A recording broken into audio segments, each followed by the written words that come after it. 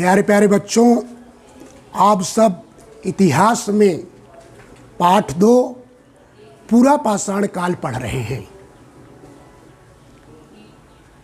पूरा पाषाण काल में आपको मैं पढ़ा चुका हूँ कि पाषाण काल किसे कहते हैं, पाषाण काल को कितने भागों में बांटा गया है।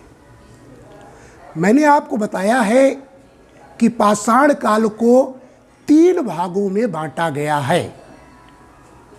पूरा पाषाण काल, मध्य पाषाण काल, नव पाषाण काल।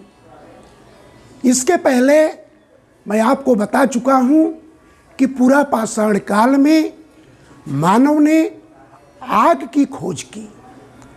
आग की खोज मानव की बहुत बड़ी उपलब्धि थी। आग की खोज हो जाने से मानव की कई समस्याएं हल हो गई। उदाहरण के लिए पूरा पाषाण काल का मानव जो मांस को कच्चा खा जाता था, मांस को भून करके खाने लगा। इसी के साथ साथ मैंने आपको बताया है कि पूरा पाषाण काल का मानव जंगली जानवरों की अपेक्षा बहुत कमज़ोर था। तो जंगली जानवरों को भगाने के लिए वह आग का प्रयोग करने लगा। आग को जला करके, पत्तियां इकट्ठा करके उनसे जंगली जानवरों को भगा देता था। इसी के साथ साथ पूरा पाषाण काल का मानव, मैंने आपको बताया है कि गुफाओं में रहता था, कंदराओं में रहता था। तो उसने क्या काम किया कि गुफा के जो मुख्य द्वार होता था उसी पर आग को जला देता था और अंदर आराम पूर्वक वह सो जाता था बिना डर के। तो आग की जो खोज थी पूरा पाषाण काल की बहुत ही बड़ी उपलब्धि थी। आज हम आपको पढ़ाएंगे मध्य पाषाण काल।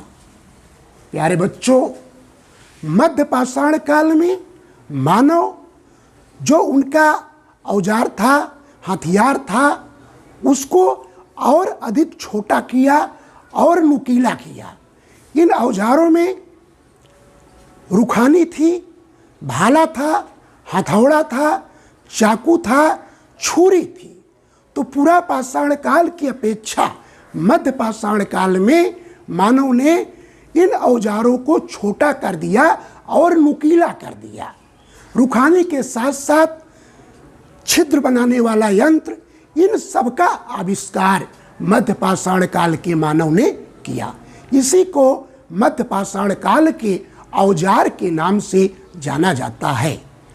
मध्य पाषाण काल का मानव हथियार बनाने के लिए पशुओं की हड्डियों और उनकी सींगों का प्रयोग करने लगा। भाई, पूरा पाषाण काल में मानव सिर्फ पत्थर से ही हथियार बनाता था।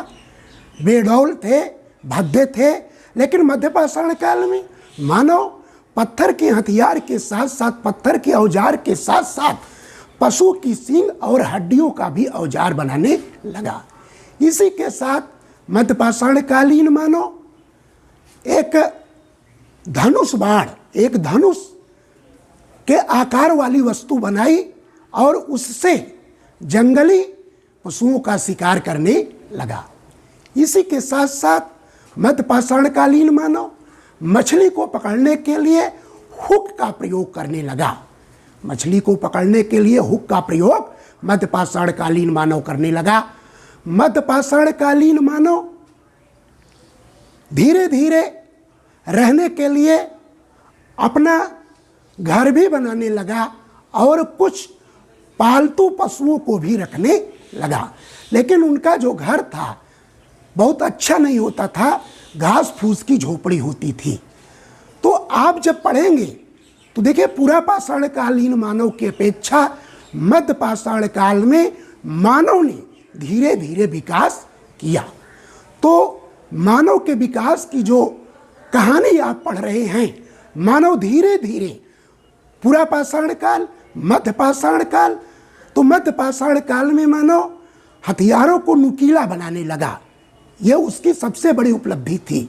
और शिकार करने के लिए धनुष के आकार वाली एक वस्तु बनाया और बाण जो बनता था उसको नुकीला करने लगा, उससे वह शिकार करने लगा और अपने भोजन की व्यवस्था करने लगा। धीरे धीरे मध्यपाषाणकालीन मानव कुछ पालतू पशुओं को भी पालने लगा। पालतू पशुओं को पालने के साथ साथ वह अपना एक निजी आवास भी बनाने लगा। तो प्यारे बच्चों, आज के दिन मैं आपको सिर्फ इतना ही पढ़ाऊंगा। कल आपको मैं बताऊंगा कि नवपाषाणकालीन मानव ने क्या विकास किया, नवपाषाण काल क्या था। बच्चों, आप सब कॉपी खरीद करके कॉपी में जो मैं नोट भेज रहा हूं उसको आप नोट्स को लिखते चलें। धन्यवाद।